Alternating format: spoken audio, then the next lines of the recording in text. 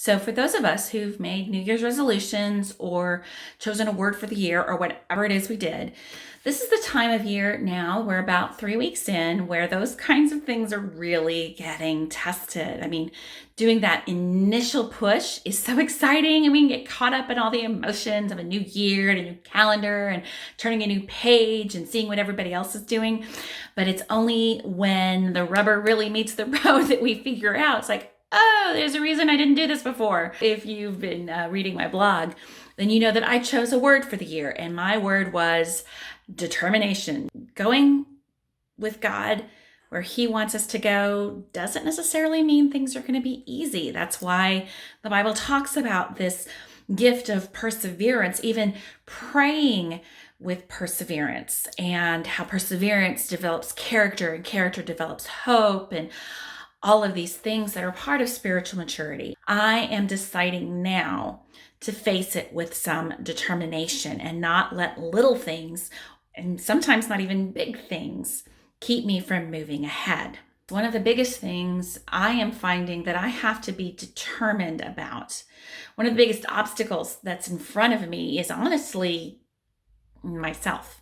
I have a lot of doubts. I have a lot of insecurities. I have this little nagging, whispering voice in the night that keeps questioning everything I'm doing. Am I the only one? I don't think so.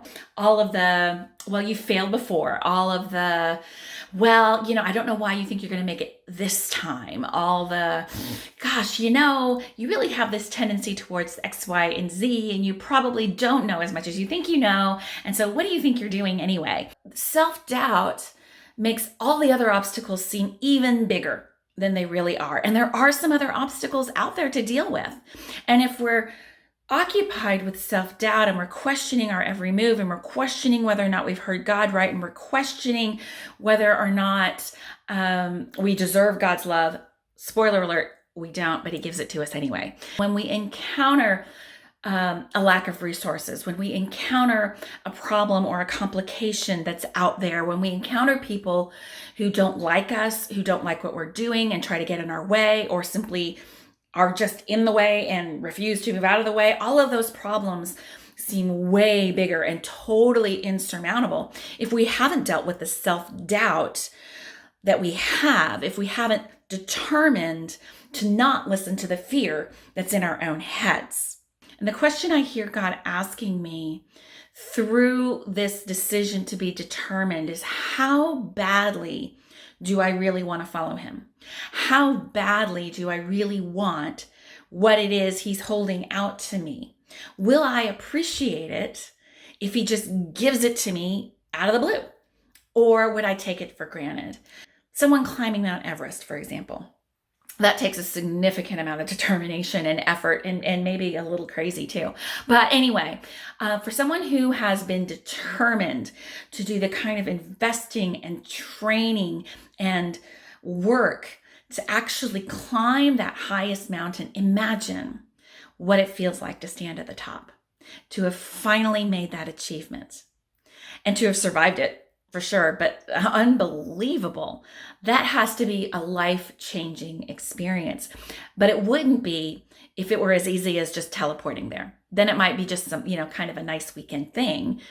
But climbing Mount Everest takes determination. And because it takes that kind of determination, it is a very high standard, very high value kind of thing. And I think about my friends who are struggling, and some of the things that I've struggled with and given up on in time because I just didn't have the perseverance, or maybe it wasn't for me. Who knows? Again, second guessing everything.